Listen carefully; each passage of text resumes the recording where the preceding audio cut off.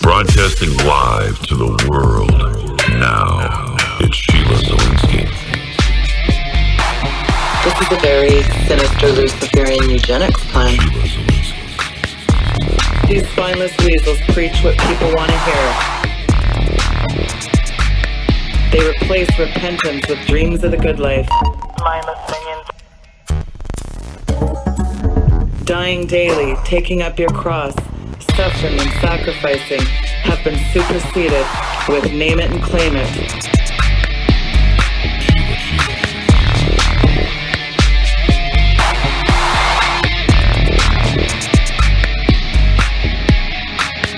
And as dark as I know it looks out there, the good news is that God is advancing his kingdom.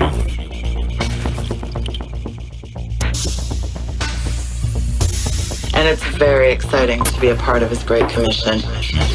It's Sheila Zilinsky.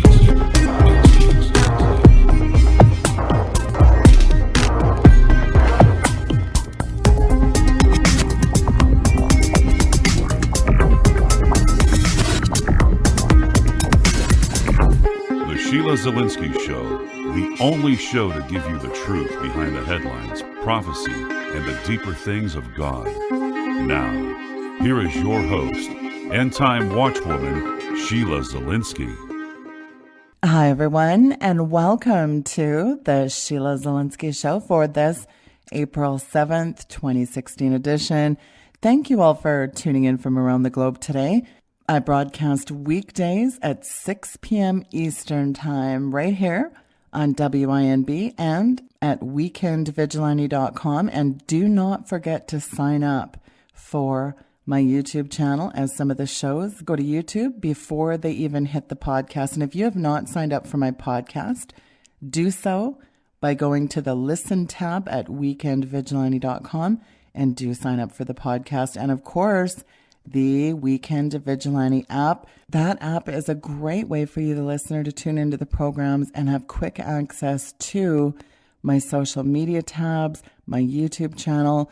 Everything is linked there. It is very user-friendly and it's very convenient and it's got a lot of great features. So there's a couple little tweaks going to be done to the app in the months to come, and that is, of course, being able to multitask while you're listening to the show. You'll be able to access the other features while listening to the program, and a couple little other tweaks that are going to make it much more user-friendly as well. But it's a great app with great features, and I really do hope you enjoy it. And if you have the app and you're enjoying it, please do let me know. I always do value feedback from you, the listener, and I just want to remind people that if you have a guest request, and if you have a prayer request, if there's something going on in your life right now and you need prayer, get a hold of me. The contact information is there at weekendvigilante.com as well. Well, one of my good friends is back on the air today. It's been a while. He has been such a good friend of the program. Him and I did a show years and years ago together, and it is just such a privilege, such an honor. He wrote the foreword to my book, Green Gospel. He is truly a good friend. He's been a mentor to me and such a wealth of information. I always used to say he is a walking encyclopedia. It is my pleasure to have him back on this show. Dr. Timothy Ball, the renowned climatologist, joins us now. Tim, welcome back to the show. It is a pleasure to have you back. Thank you. And it was a pleasure to write the foreword to your book, which everybody should read. Yeah, it really is frightening, Tim. This green gospel, this environmentalism religion is, of course, we see now it's ramping up in full speed, of course, with Agenda 2030. That's like Agenda 21 on steroids. It is really frightening what is culminating and coalescing around this diabolical green agenda, isn't it? Well, it is. And of course, I think a lot of people are becoming aware that it is taken on the format of a religion, but it's a frightening format because, of course, it's a blind faith. And one of the things about Christianity is that it says, ask questions, ask what's going on, find out the truth. Environmentalism is the very opposite of that. They don't want you to ask questions. And in fact, one of the proofs of that, Sheila, right now, is that Senator Whitehouse, I think is his name, but also now with the backing of Al Gore and several of the state attorney generals are bringing RICO charges, that is racketeering charges against people they have designated as climate change deniers. And so if you are a heretic, as with all blind faiths, they're going to crucify you. This is a measure of just how fanatical this blind faith has become. Well, not only is it blind faith, but what's frightening about these RICO, and for folks that don't understand that, Loretta Lynch mob, as I call her, Tim, I have a nickname for her. Good one.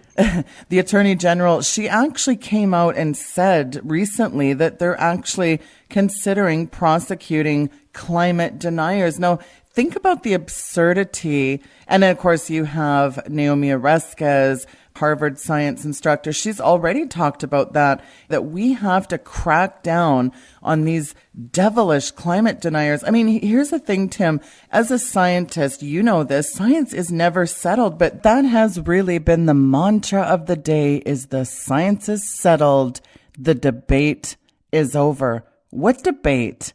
There never was a debate. It is. And of course, one of the things about debate or argument, which has become a word that means that you're contentious, whereas in fact an argument was a reasoned discussion in the old days, but that's how things have changed. But there are different forms of argument. One is an appeal to an authority, so you cite the Pope or the Queen or somebody to justify your position. But one of the more common ones that traditionally was reductio ad absurdum. Now, that's a Latin phrase that simply means reducing to the absurd. And the way it works is that if you can take an argument that's being presented in its current form and reduce it to the absurd, it was absurd in the first place. So this is what's happening with this whole claim.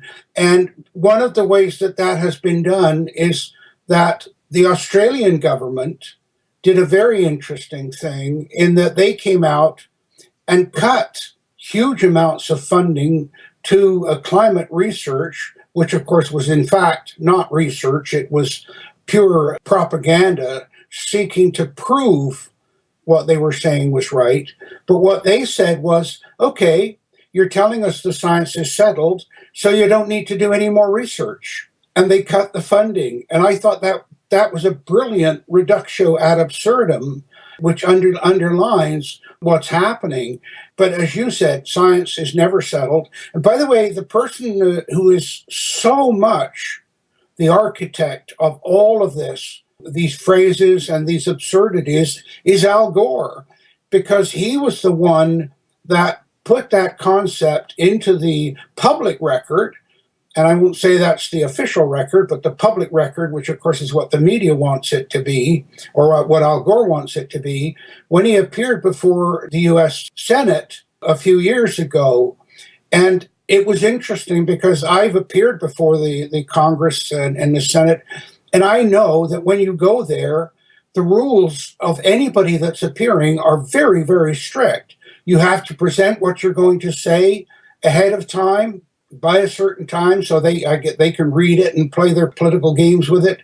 You are given a certain amount of time to present, and you have to answer questions directly, and so very strict rules.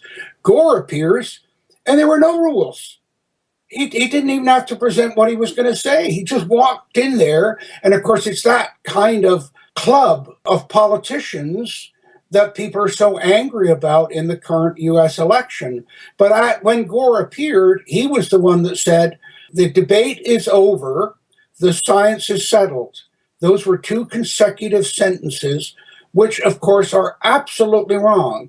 And they were so wrong that even some of the mainstream media, who are normally slathering at the mouth at the words of these guys, said, hey, hang on a minute, Al, not true. It was interesting because it's that kind of extremism that even people that don't understand what's wrong with the science that they're doing realize that, no, that's illogical. And it's making people stop and say, hang on a minute. So that's where that all began. And of course, Al Gore, as I said earlier, appeared publicly with the state's attorney generals, that not all of them, but those that want to bring the RICO charges against the climate deniers. So this is what's happening, and it's truly draconian, frightening, totalitarian, the complete antithesis of what the founding fathers wanted and what America is all about. Well, and to take it a step further, it's funny because in that testimony to Congress about global warming, Al declared, of course, like you said, the science is settled. Actually, the science is unsettling, but that's another issue. The fact that CO2 heats the atmosphere, he said, is absolutely settled science. And he went on to say the fact that the amount of CO2 that humans have already emitted is causing warming at an unprecedented rate.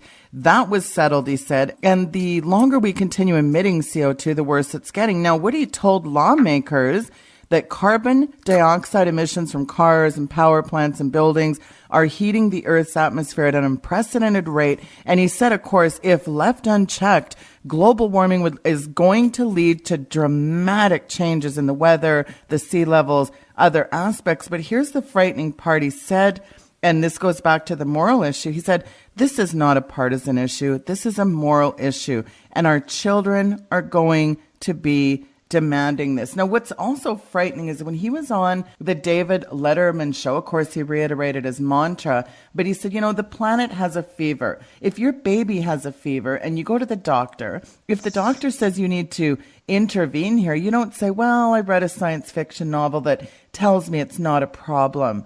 That's unbelievable that he can say that on national TV. It is. It's what's frightening about today's world and the ignorance and how people can be exploited.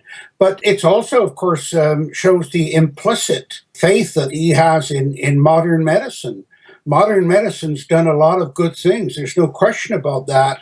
But, in my research, I estimate that longer life and better health, 80% of it is explained by better food, better nutrition, and clean water. And only about 20% is due to modern medicine. And that is completely ignored in that kind of obsessive comment that Gore has made. And the interesting thing about it is that, as I said, there's no question that medicine has helped. The discovery, accidental, by the way, of penicillin, and you notice so many of these things are serendipitous, but these modern medicines things, and there's that old joke about the most unsure person in the world is a Christian Scientist with a pain in his appendix. But the slavish adaptation and acceptance of what medicine is made is tied up in Gore's statement. And of course, what's tied up in it also is he accepts without question the scientific reports of the Intergovernmental Panel on Climate Change. And of course, he has to do that because they manipulated that he got a Nobel Prize for an inconvenient truth at the same time as the Intergovernmental Panel on Climate Change got a Nobel Prize for their work in the climate change issue. So they're joint Nobel Prize winners, and they've made such a farce out of that whole thing. In fact, the year that Gore got his prize, there was a woman who had, what she had done during the war, saving people's lives in the concentration camps and so on. There was no contest in terms of morality and ethics and humanity between what Gore did and what this woman did. But it shows the complete collapse of any values or standards and the political manipulation of even things like the Nobel Peace Prize. And they give them to criminals. They give them to all sorts of people that are completely undeserving. Come on, where's your ethics and morality? I would turn it down if I was given it or offered it just on that basis alone. And then there are other people who have got it that have gone to jail, and they don't take the award away from them. But this is what Gore's comments are underlining and telling the people about how wrong and evil these people are. And I mean the word evil in every sense of the term, because if you go out and start telling people what they can do, how they should live, and you simply don't understand even the basics, then that is evil in every sense of the term. And that's what Gore is doing. Yeah, Gore is something else, all right. I always say, forget global warming. The only hot air is Al Gore and his huckster friends. And speaking of hucksterism, Obama is really back at it again. Of course, you just saw in the news headlines, China and the United States, they say the world's two leading carbon polluters, said just on Thursday that they plan to formally join the Paris Climate Agreement. In a joint statement, they came out at a UN ceremony in April. They'll take respective domestic steps to approve it as early as possible this year. That's quite interesting, isn't it? It's interesting, but of course, it's more of the false politics of today. The Paris Climate Conference, they all sat there and wasted the taxpayers' money and produced huge amounts of carbon dioxide flying in their jets. And by the way, they're all heading off to Kenya in April to do more of the same. Yeah. 6,000 people are going to fly in there to a third world country. It's shameful. But anyway, yeah, at the Paris Climate Conference, what happened there was that they all worked together. They pretend to be in opposite camps and disagreeing. And it's the same, and this is what people are angry about with the US politicians. They argue and fight and pretend to be opposite, but then they all clock out and go for a beer together, and it's all part of the club. Well, what happened in Paris was Obama wanted his legacy climate change issue approved, which involved the Green Climate Fund, where every country in the world was going to put money into a pot, and this was going to help the developing and poor people, what a farce that is, to deal with the impacts of climate change caused by these evil developed fossil fuel burning countries. And so they fought and argued, and finally they came out with a communique, oh yeah, we're all in accord. It was meaningless. It was absolutely meaningless because there's no enforcement mechanism. If one country says, we're not going to do anything, there's nothing that they can do about it. And of course, this has happened all the way through, like with the Kyoto Accord. Japan said, oh, yes, we'll ratify the accord, but we're not going to implement it. It's like saying, yes, I agree there should be a speed limit, but I'm not going to pay any attention to it. And this is what these people are doing.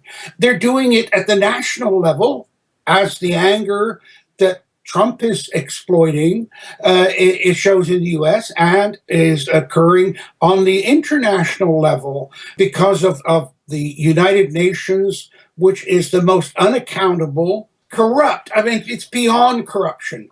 I notice now that Kofi Annan's son has just been charged with corruption of millions of dollars of funding. And Kofi Annan, of course, was the former head of the UN before Ban Ki-moon. Well, Kofi Annan and his son, and Maurice Strong, who's the architect of the whole climate change deception, Maurice Strong and his son, the four of them, made millions off of the oil for food crisis in Iraq. Now, just to let your listeners know what that was all about. Saddam Hussein came forward, and here's a monster who was using chemical weapons to kill the Kurds and kill people that disagreed with him. And by the way, all those chemical weapons did exist, and they're all now in Syria being used by Assad against his people. But anyway, Saddam Hussein went to the UN and said, hey, our children are starving because of you're not buying our oil and your sanctions against us and so on. So the United Nations said, okay, we will allow Iraq and Saddam Hussein's government to sell a certain amount of oil on the world market. That money has to go through the UN and then to feed the children in Iraq.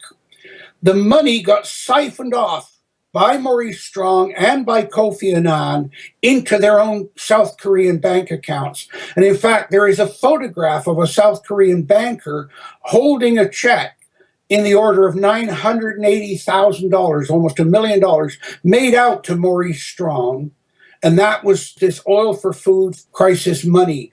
That's how corrupt these people are, literally taking the food out of children's mouths and yet pretending to saving the planet and pretending to be righteous and good. It is evil beyond belief.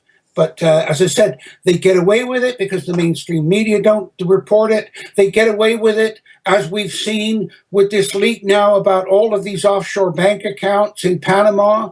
And was very interesting because Rush Limbaugh pointed out that all of the people that have got money in those bank accounts are all the dictators and the communist leaders and the socialist leaders of the countries around the world. Yeah. So here they're pretending to be, we're for the poor people. We're not, we're opposed to capitalism. Yeah, but put money into my bank account. And by the way, it's understood that, remember Yeltsin, who was the guy that took over after Gorbachev left Russia?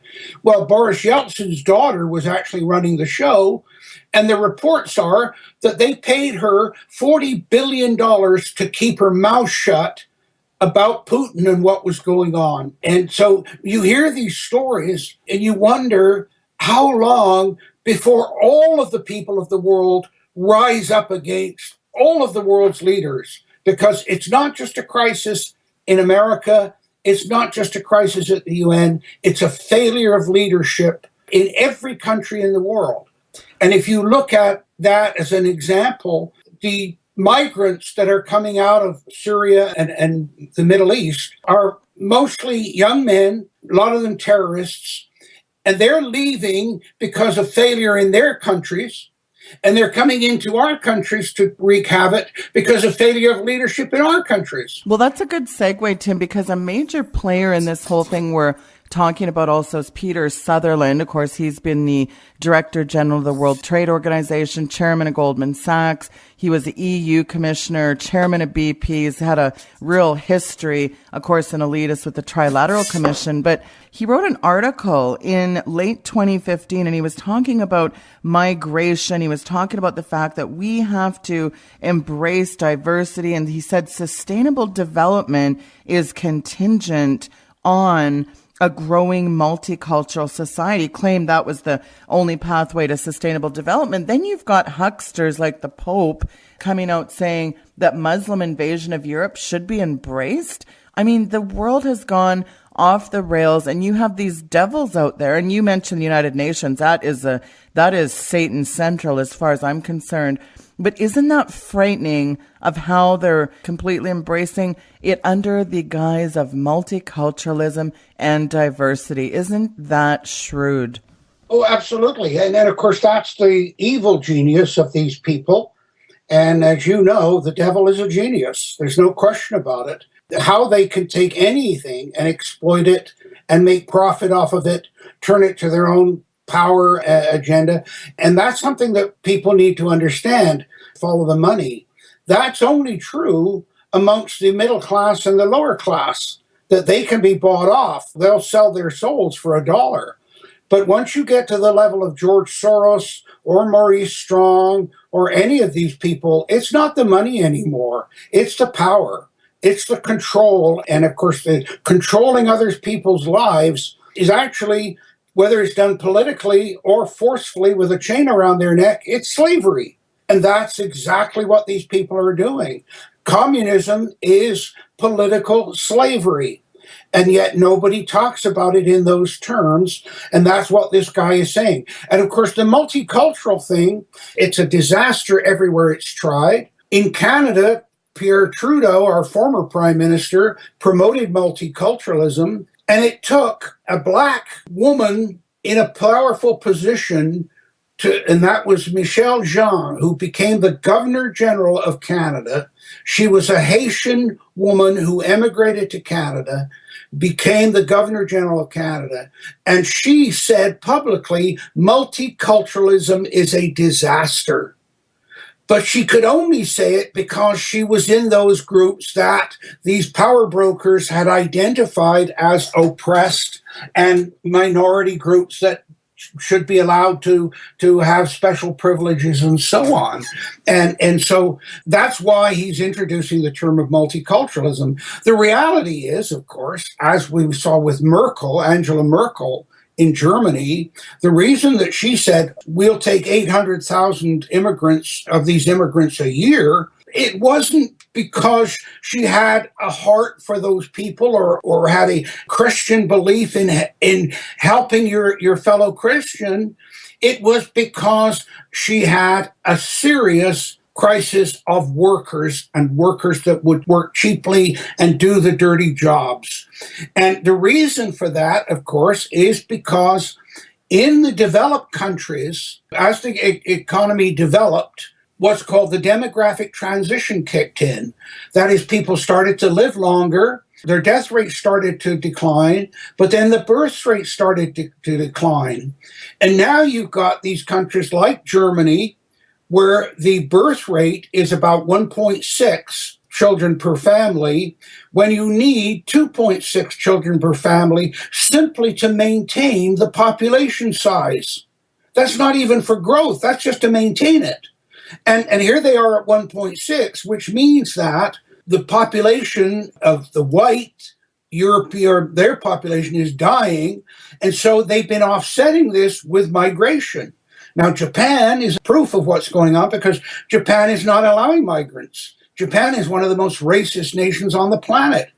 They won't even allow migrants into their country. And Japan has got the problem that they've got all of these social problems. They've got an aging population, but they haven't got the young people to do the work. Well, that's happening in Germany. It's happening in Italy. It's happening in many of the European countries. It's happening in the US. It's particularly happening in Russia. And of course, Putin's got the problem that the European portion of Russia, the white Russians, who are essentially west of the Ural Mountains, their birth rate is declining, their populations and numbers are declining, where in the Asian portion of Russia, that is over the Ural Mountains, the birth rate is soaring. And they live in fear of being outproduced by the Mongol hordes, which have been their traditional enemy. So when you start to look at what these people are saying and what they're doing, what appears like, oh yes, great humanity, multicultural, we want these people to come in, the reality is they're just looking for work slaves to keep maintaining their industry and wealth so that they can put it into offshore banks and keep everybody enslaved. It is really, really frightening what is going on a global scale. It doesn't matter whether it's capitalist, communist, socialist, they're all doing it. And one of the things that I just finished doing is a series of 9 TV interviews, 9 one-hour Skype TV interviews with Romanian TV. And the science guy there, he contacted me and said, I was looking at this climate thing and I wanted to write a book about it. And in my research, I came across your work.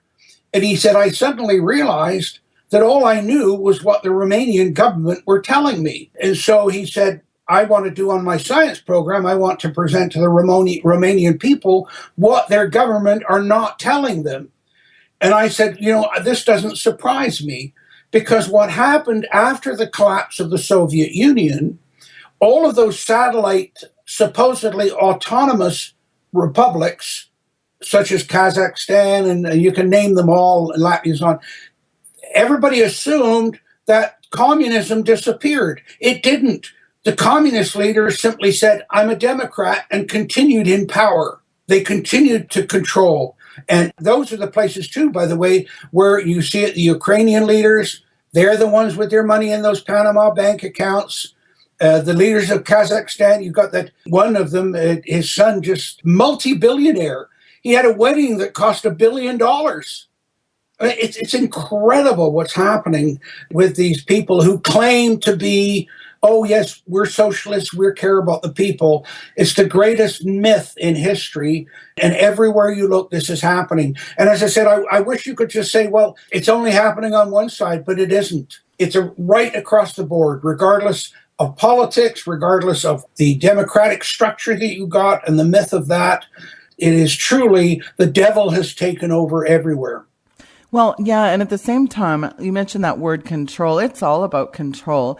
The United Nations, as we know, is also demanding biometric national identification cards for every person on the planet. I mean, this would just cause Aldous Huxley to salivate here because it's so frighteningly draconian. It's serfdom by stealth. And on the heels of all this draconian measure, you also have what's frightening to me in all of this is the geoengineering that's taking place, which is truly frightening. Well, just to go back to your microchip comment, and I'll get to the geoengineering right after, but I compare the microchipped idea that it's put under your skin at birth, and therefore they can track you not only if you pass through sensors, you have no idea who's monitoring or who can detect that. It's like now where you can buy a wallet that protects you against a criminal who can simply walk by you and scan the data out of your wallet. I compare those microchips under the skin to the tattoo that the Nazis put on the arms of people in the concentration camps. Right? Because one of the things that the Nazis were obsessed with was regulation, keeping track of everything. I mean, one of the things that has actually ironically been beneficial to understanding what they did was the incredibly detailed records they kept. When you look at the German banks and all of the gold teeth, and they actually had a system where all the gold teeth that were taken out of the people in the gas chambers, they had an agency whose job was to collect it, melt it down into gold bars, and put it into Swiss bank accounts. And that's all recorded. Well, I see the chips under the arm, no different than that. It's exactly the same thing. It's all about control. And of course, the geoengineering thing, there's an interesting side to that people don't talk about very much. Only weird thinkers like me do. If you get rid of God, you have to be God. You have to play God. You think you can play God. And I jokingly have said many times, it's an impossible job. And I know that because I tried it at home, and I know how difficult it is. But once Darwin and science defeated religion, you removed the Christian explanation for humans being on the planet. And now what you see is the whole social and political secular world trying to be God and to replace God. They've done it in the universities in that a complete new faculty emerged after Darwin called the social sciences. The whole social sciences are simply what I call human navel gazing. What they're doing is trying to show how humans are different than all the other primates and all the other animals. And they have to do that because you can't just say, well, no, we're put here by God. You're not allowed to say that anymore. They can't say that. Well, the same is true about controlling nature and controlling what you're saying. Well, humans are creating these problems, therefore we've got to correct them. And there's an arrogance in that is beyond belief. First of all, for example, in terms of the energy levels and energy inputs, I remember back when the ozone scare was going on and all of the CFCs are destroying the ozone, creating holes in the Antarctic and so on and so forth. And somebody said, look, we can produce ozone, we can manufacture it.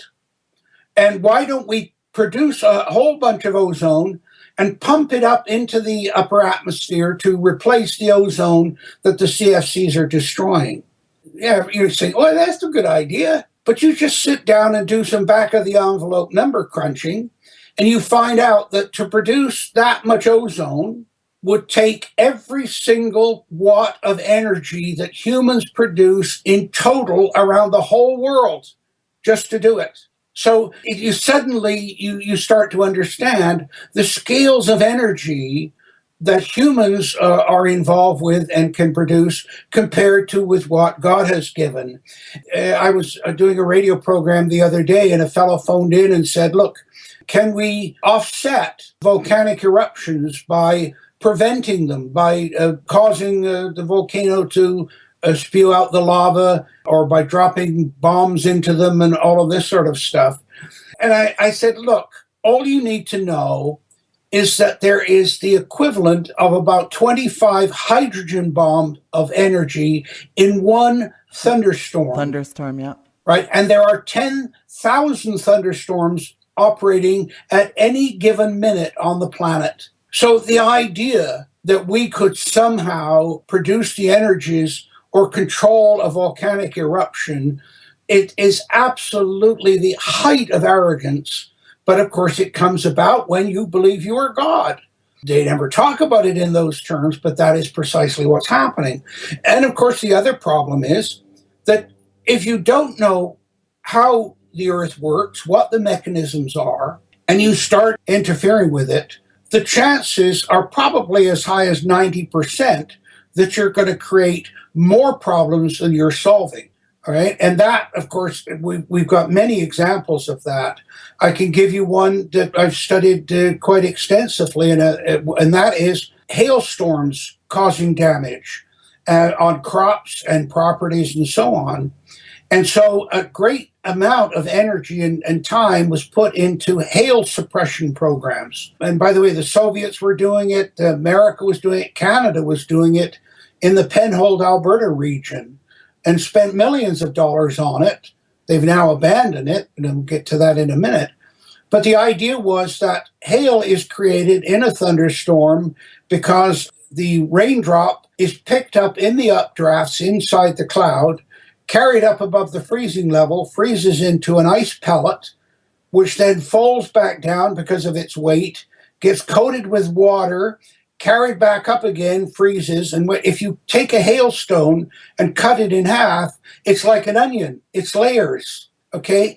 And the idea was that if you could make the cloud rain, taking the water out of the cloud would then reduce its ability to produce hail. And so they started the cloud seeding, and that was one purpose of it. The other purpose of it was that for all of the clouds that form around the world, only about 1% ever produce rainfall or precipitation. So the idea was that if you could increase the chances of rain being formed within a cloud, you could then create rain. Now, primitive peoples have played God before Christianity came and made us understand better in their rain dances. The Inca, for example, they drew blood from their leaders and sacrificed people to make rain. But the cloud seeding idea, as I said, was to produce rain or to prevent hail forming. Now, there were two examples, one in the Dakotas, where they had a prolonged drought. Farmers got permission from the government to seed a cloud, that is to add particles of dust to make more raindrops form and therefore to increase the rainfall. The rain occurred, but it caused a cloudburst. There was an absolute downpour. A reservoir got flooded, the dam burst, and people died. I believe it was 12 people died in the flooding.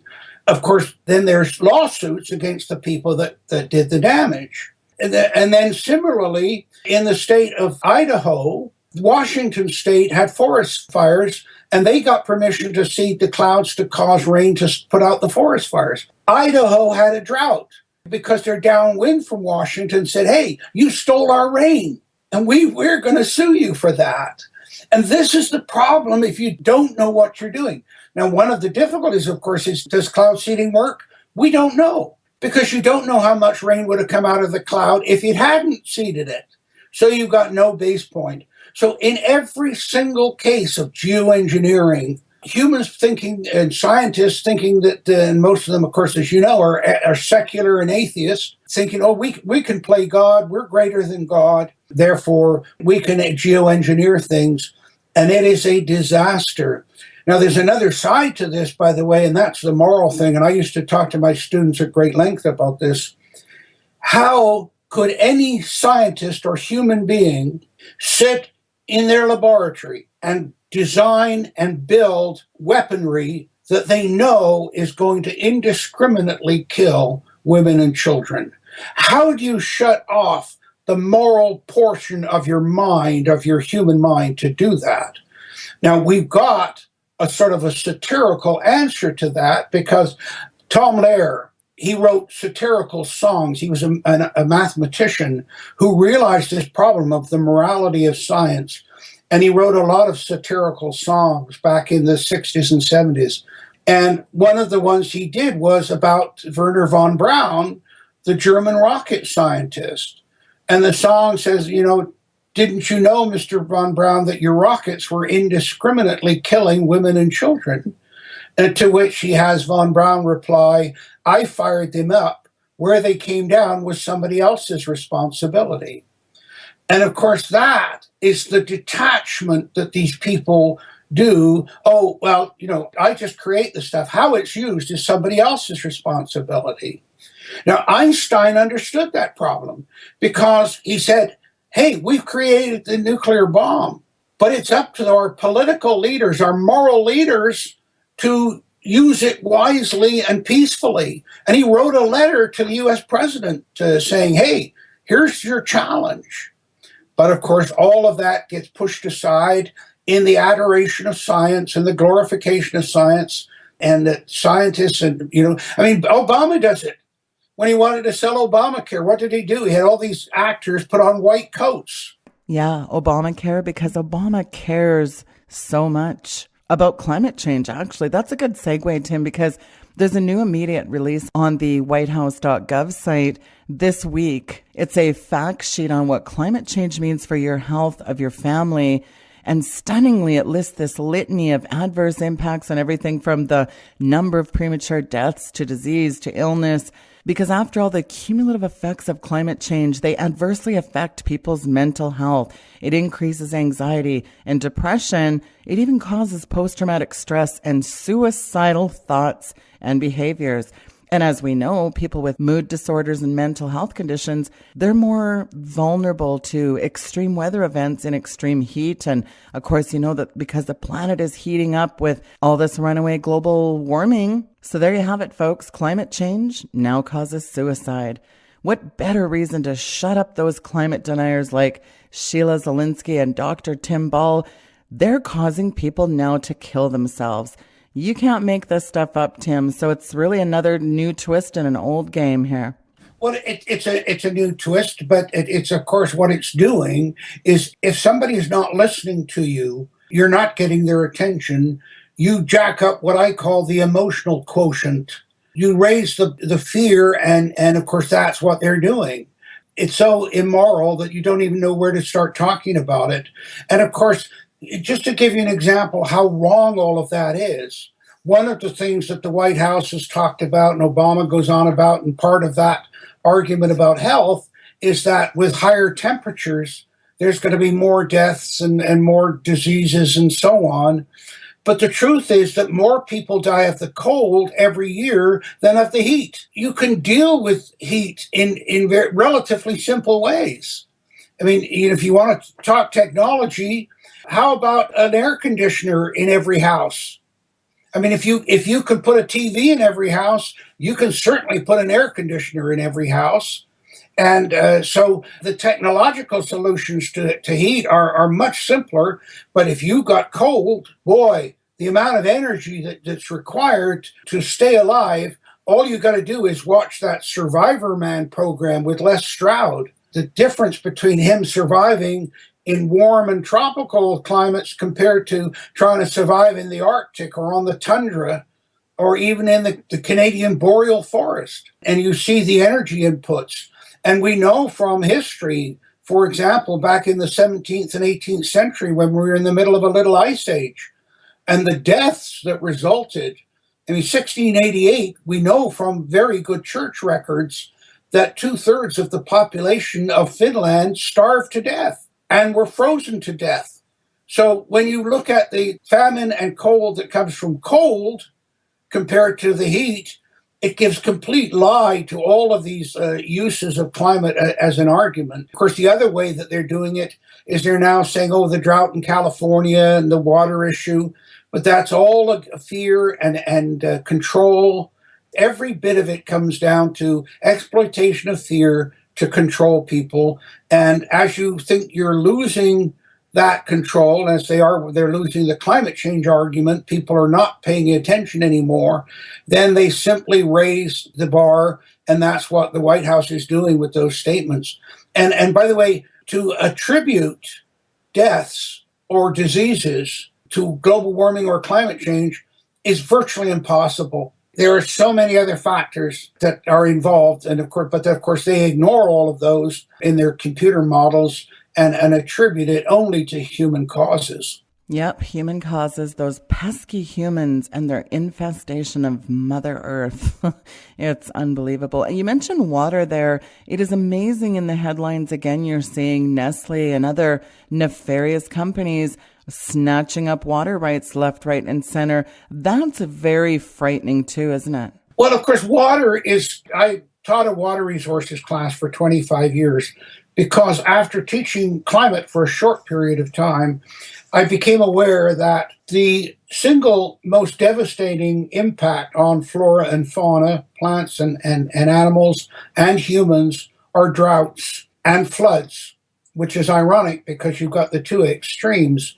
But in the year 2000, they asked 200 climate people to list the 20 worst disasters of the 20th century. Numerical alliteration there, but of the 20 they listed, 11 of them were droughts. So, of course, what's happening is that as the climate issue is losing its power to control people, they're switching more and more to water as the issue. They've already coined the phrase and are using the phrase peak water. The United Nations are working on this, but it's all simply about control. Of course, what's interesting about water isn't just that it's essential to life on Earth. And notice, by the way, there's part of that arrogance again. We assume that because it's essential to life on Earth, therefore it's essential to life on all the other planets. I don't give God any credit for diversity or different ideas. And so what do? They go looking on other planets. The first thing they look for is water to say, oh, this is proof of life. Well, you don't necessarily need water to have life, but that's the arrogance of the scientific humanists.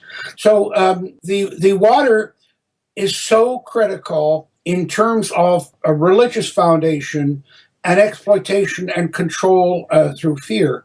Now, in Christianity, of course, you see it. It's not used for fear or control. It's used for baptism. It's used to wash away your sins. It's used for cleansing, not for control. And that's a very interesting aspect of Christianity, which, by the way, differs from most other religions. When you look at the religious view of water and its importance, it illustrates a huge difference, how we view the world and what we know about the science and so on. And of course, then when you view it from a scientific point of view and a business point of view, because you mentioned Nestle's, and one of the things that I can tell you in 1991, there was a conference in Milwaukee organized by the Oppenheimer Investment Company, and only people that had $1 billion to invest were invited to it. A good friend of mine, and I say that with pride because he was a former student and he's still a friend, and that's a challenge. He was managing $2 billion in funds, and he got invited. And who was sitting at the table but Nestle, Coca-Cola, Snapple, all of these corporations, and what went on after that? Dasani brand of water came out as bottled water in the Coke machine, and now it's got its own machine. And of course, the control of water as a profitable item. And it was Coca-Cola and these companies that put out the falsehood that you need 8 liters of water a day. And now you see people walking around with a plastic bottle of water attached to their arm. And in one arm, they got that, and in the other arm, they got their cell phone. And they're all plugged into today's society, controlled by the corporations. And of course, what's ironic about it is these people that are pushing bottled water forget about what happens to all the plastic bottles necessary to circulate that water. But of course, one of the things that business does is because business, like science, is amoral and pretends to be apolitical. It's all about profit. Profit is a different issue. And of course, as you know, that's been a struggle within the Christian world. And what is a reasonable profit? What is the term usury? And so on. And I have no problem with business making profit. We can debate about what's a reasonable profit. The difficulty is that it drives these people to do amoral and apolitical things. We see this is the challenge against Trump. Say, well, you gave money to the Democrats, and now you're saying a Republican. He said that's the price of doing business. In other words, what he's saying is, I'll sell my soul for the profit. Do you want that as a leader? You see how all of these things interlink and intertwine, whether they're science or whether they're business or whether they're politics. They're all related around these moral and ethical issues. I think in a way, it's good that people are exploiting these things to the point where the ordinary person is getting angry and saying, no, I've had enough. I don't like what's going on. And this is the only way that the leadership will get challenged. Absolutely. And I think that's a really important point because we need to wake up as a whole. And that's really important. And that's what we try to do here is we really try to present information so that people will snap out of their slumber. And I think, like you said, some of these issues that are now coming to the forefront are really causing people to ask, what is going on? And like you said, how much more are people going to take? And the bottom line is people are they're fed up. These characters are ubiquitously running roughshod over the citizenry. And I just think there is a tipping point for sure. And that's really what we seek to do is wake people up. And you've been instrumental in doing that for decades. And I want to thank you for your time in not only coming on the program with such valuable information, Tim, but all of what you do. You wrote an incredible book, The Deliberate Corruption of Climate Science. Folks, if you have not got that, that is an incredible book. Tim, you've been such a mentor to me. You've been instrumental in the work that I do. And in your fight, you are just one of my favorite people, and I thank you. And Tim, in the waning moments, give out your website for the new listeners. And my website is drtimball.com. That's DRTIMBALL. Dr. Timball, all abbreviated, no periods in it, just drtimball.com. And on there you'll find all of the contradiction, because the minute you put your head up, the liberals attack you. And instead of debating the issues, it becomes personal attacks. If you look on Wikipedia, you find all of the false information that's put out against me by the environmentalists, but I correct all of that about my qualifications and my involvement. But I also have a lot of discussion about the things that we've talked about here, about the morality and ethics and philosophy behind what's going on, because I don't think that you can discuss anything without some sort of context. And that's what I try to do. And I know my answers are a bit long-winded, but I think it's essential. One of the ways that the media and people are exploiting us is the soundbite of taking something completely out of context, distorting the story. And that's why I so much appreciate what you're doing on this program and the valuable opportunity you provide me. Well, it's my pleasure, Tim, because we are targets. Of course, when we are going to buck this mainstream system, we're automatically inundated with attacks on every side. So it certainly is a challenge in this time of controlled narratives. And who knows how much longer we'll have, but that's why it's so important in these last days to get this information out while we can. Tim, it's always a pleasure. Thank you so much for coming on, and do come back and see us soon. Oh, thank you, Sheila. And anytime that I can have the opportunity and to talk with you and your listeners and help them understand the world we live in and how people are trying to exploit knowledge of that for their own financial and political gain. Thanks, Tim. Folks, that was the renowned climatologist, Dr. Timothy Ball. Again, his information is linked there in today's bio, drtimball.com. Do check out his handiwork and let him know you heard him on the program today. One of my favorites, as I said. For the new listeners, if you have not signed up for my free e-newsletter, please do so by going to the right-hand side of weekendvigilante.com. Make sure you get signed up for the monthly newsletter. I have a lot of updates and e-alerts that come out as well. And please do sign up for the YouTube, as I said at the beginning. Make sure you're signed up for the podcast, and you'll get notifications as soon as shows come out. And again, if you have not got the Weekend Vigilante app, do get it. It is a great customized app for you, the listener, and we're working on updating it with some really cool new features to be added. where you can also multitask when you're listening to the show. So you'll want to be looking for that. Again, as I said earlier in the program, if you have a prayer request, do get in touch with me. My contact information is on the contact tab at weekendvigilante.com. And just a reminder that Carla Butot and myself are working on a book called Power Prayers That Work. And I really believe that this is the time when we as Christians need to be praying more than ever. I always say our battle is on our knees in prayer.